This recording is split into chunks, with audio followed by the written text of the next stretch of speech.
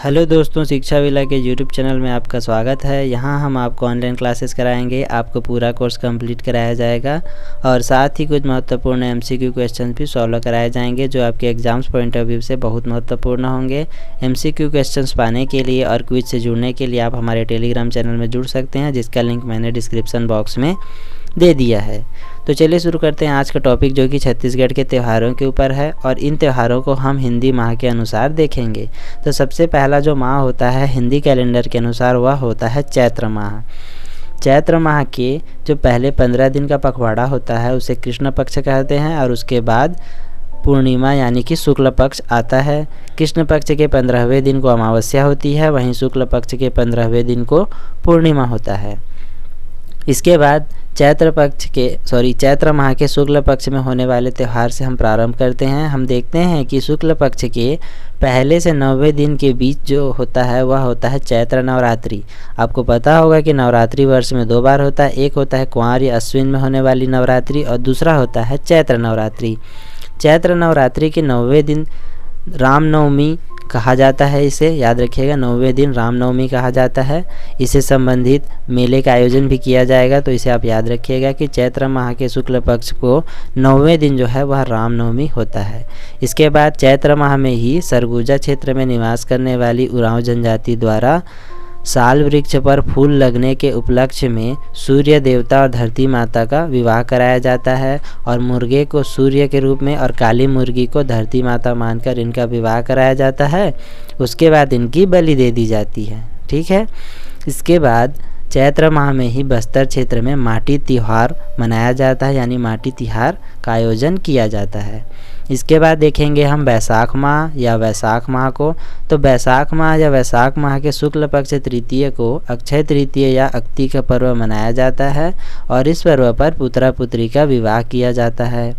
बैसाख माह में एक अन्य त्यौहार होता है जो कि अविवाहित युवतियों द्वारा आम की डालियों से मंडप बनाकर किया जाता है और इस त्यौहार को कहते हैं अरवा तीज पर्व। ठीक है।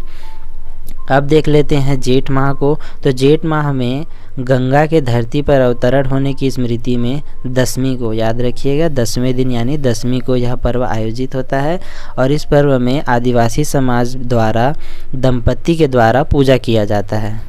इसके बाद अगले माह की ओर चलते हैं जो है आषाढ़ माह। आषाढ़ माह में शुक्ल पक्ष के दूसरे दिन रथ यात्रा का आयोजन होता है और बस्तर में इस रथ यात्रा को गोंचा पर्व कहा जाता है। इस गोंचा पर्व पर तुपकी नामक वाद्य यंत्र को चलाया जाता है। CMO 2019 में यह प्रश्न आ चुका है कि किस पर्व पर तुपकी चलाया जाता है, तो इसका उत्तर होगा कि गोंचा पर्व पर तुपकी चलाया जाता है। इसके बाद हम देखेंगे कि आषाढ़ माह के प्रथम दिवस पर मेघदूत से संबंधित पर्व का आयोजन होता है। तो याद रखिएगा, मेघदूत पर्व का आयोजन कब होता है? आषाढ़ माह के प्रथम दिवस पर। ठीक है।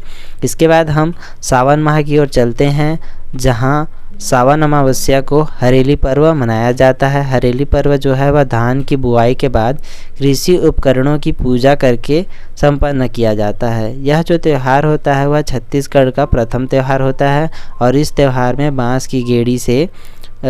से गेड़ी बनाकर बच्चे घूमते हैं और लड़कियां जो है वे फुगड़ी खेलती हैं। इसके बाद चलते हैं शुक्ल पक्ष के पंचमी को, जब नाग पंचमी का आयोजन होता है और नाग पंचमी के अवसर पर सांप एवं अन्य जो भी कहना चाहिए कि नाग होते हैं उन्हें दूध पिलाकर इनकी पूजा की जाती है। इसके बाद सावन माह की पूर्णिमा पर भाई बहनों का त्यौहार यानी कि रक्षाबंधन आता है और उसके बाद आता है भाद्र माह। तो भाद्र माह के पहले ही दिन यानी कि कृष्ण पक्ष के प्रथम दिन पर 1 सप्ताह पूर्व बोए गए भोजली का विसर्जन किया जाता है। यह जो भोजली होता है वह मित्रता का पर्व होता है और भोजली की अवधि के दौरान एक गाना गाया जाता है, देवी गंगा लहरा तुरंगा। तो एग्ज़ाम में यह प्रश्न आ चुका है कि कौन से पर्व पर देवी गंगा यानी कि गंगा माता के ऊपर गीत गाया जाता है, तो इसका उत्तर होगा कि भोजली पर्व पर देवी गंगा करके गंगा का जो है वह बार बार नाम आया है इस गान में। ठीक है। इसके बाद कृष्ण पक्ष की षष्ठी पर आ जाते हैं, जहां हल षष्ठी या खमर छठ पर्व मनाया जाता है। इस पर्व में संतानवती माताएं अपने पुत्र की लंबी आयु हेतु शिव और पार्वती की उपासना करती हैं और घरों में कुंड बनाकर सामूहिक रूप से पूजा पाठ किया जाता है। इसके बाद आते हैं भादो अमावस्या में। भादो अमावस्या को पोला पाटन या पूरा मनाया जाता है। इस पर्व पर गांव के जो बच्चे होते हैं वे मिट्टी के बैल बनाकर खेलते हैं और बैलों को सजाकर उनको दौड़ कराई जाती है एवं इत्यादि खेलों का आयोजन किया जाता है। इसके बाद हम शुक्ल पक्ष तृतीया में होने वाली तीजा या हरितालिका पर्व को देखते हैं, जहां महिलाओं द्वारा पार्वती या लक्ष्मी की पूजा की जाती है और करू भात खाया जाता है। इसके बाद भादो जो माह होता है उसके शुक्ल पक्ष तृतीया पर ही जनजाति महिलाओं द्वारा लक्ष्मी जगार या धनकुल पर्व मनाया जाता है। भादो माह में ही कर्म पर्व भी मनाया जाता है, जिसमें बैगा, बिंजवार, गोंड और उरांव जनजाति द्वारा फसल के अधिक उत्पादन हेतु यह पर्व मनाते हैं और कर्म वृक्ष की डालियों को काटकर इसके चारों नृत्य करके कर्म संबंधी गाना गाकर नृत्य किया जाता है। ठीक है।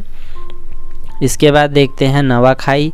नवाखाई भादो के दूसरे पक्ष में अपने पूर्वजों को नया अनाज एवं मदिरा चढ़ाकर पूजा जाता है और यह जो पर्व है वह मनाया जाता है। इसके साथ ही सितंबर माह में कोरवा जनजाति द्वारा कुटकी और गोंदली फसल काटने के बाद पर्व मनाया जाता है और इसके साथ ही धेरसा पर्व होता है जो कि सरसों, दाल इत्यादि की फसल काटने के बाद मनाते हैं। अब शुक्ल पक्ष चतुर्थी पर आयोजित होने वाली गणेश चतुर्थी को तो आप जानते ही होंगे। इसके बाद देखते हैं कुंवार या आश्विन माह को। तो इसके कृष्ण पक्ष को पितृपक्ष के रूप में मनाया जाता है और कृष्ण पक्ष की अष्टमी पर बेटा जुतिया उपवास संतानवती माताओं द्वारा अपने पुत्र की लंबी आयु के लिए रखा जाता है। इसके बाद आता है शुक्ल पक्ष। शुक्ल पक्ष में पहले से 9वें दिन के बीच नवरात्रि होती है और उसके बाद दशमी को विजयदशमी पर रावण दहन का आयोजन होता है। इसके बाद कुंवार की पूर्णिमा को शरद पूर्णिमा के रूप में मनाया जाता है। इसके बाद देखते हैं कार्तिक माह। तो कार्तिक माह के कृष्ण पक्ष के 13वें दिन धनतेरस मनाया जाता है और वहीं 14वें दिन नरक चौदस मनाया जाता है। नई फसल लगने पर जनजातियों में जो गौड़ जनजाति होती है उनके द्वारा साजा वृक्ष, नारायण देव, रातमाई, होलेरा देव को धान की बालियाँ चढ़ाई जाती है और इनकी आराधना की जाती है। इसके बाद कार्तिक माह का जो अमावस्या होता है उसमें दिवाली मनाया जाता है, आपको पता ही होगा। इसके बाद दिवाली के अगले दिन बस्तर क्षेत्र में दियारी पर्व मनाया जाता है। इस पर्व में गोंड जनजाति की जो महिलाएं होती हैं वे अपने घरों की मिट्टी से गौरा की मूर्तियां जो कि शिव और पार्वती के स्वरूप होते हैं इन्हें बनाते हैं और उनकी पूजा करते हैं। इसके बाद शुक्ल पक्ष आता है जिसमें गोवर्धन पूजा किया जाता है और गोधन की समृद्धि हेतु कामना की जाती है।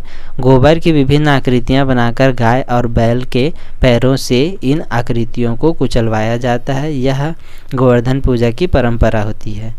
इसके बाद आता है शुक्ल पक्ष द्वितीय, जिस पर भाई दूज जो है वह मनाया जाता है और स्त्रियों द्वारा अपने भाई की लंबी आयु की कामना हेतु यह उपवास रखा जाता है।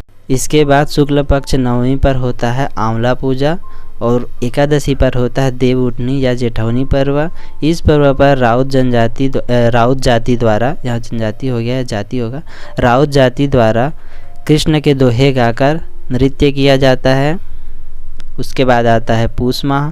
पूष माह की पूर्णिमा पर छेरछेरा पर्व मनाया जाता है जिसमें बच्चे घरों घर जाकर छेरछेरा मांगते हैं।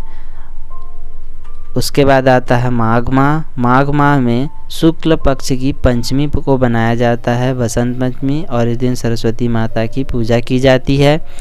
उसके बाद आखिरी है फाल्गुन माह। फाल्गुन माह में मेघनाद पर्व गोंड जनजाति द्वारा मनाया जाता है और मेघनाद का प्रतीक बनाकर उसे खड़ा किया जाता है। मेघनाद स्वरूप इस प्रतीक को खड़ा करके स्त्रियां जो हैं वे आराधना करती हैं और अपने अंदर खंडेरा देव के प्रवेश की अनुभूति करती हैं। यह जो मेघनाद पर्व होता है वह आपदाओं पर विजय पाने हेतु मनाया जाता है। इसके बाद फाल्गुन माह के कृष्ण पक्ष त्रयोदशी पर महाशिवरात्रि पर्व मनाया जाता है और पूर्णिमा पर होलिका मनाई जाती है। इसी के साथ आज का हमारा वीडियो समाप्त करते हैं। अगर आपको वीडियो अच्छी लगी तो हमारे चैनल को लाइक कीजिए, शेयर कीजिए और हमारे चैनल को सब्सक्राइब करके नोटिफिकेशन पाने के लिए बेल का आइकन जरूर दबाएं। Thank you.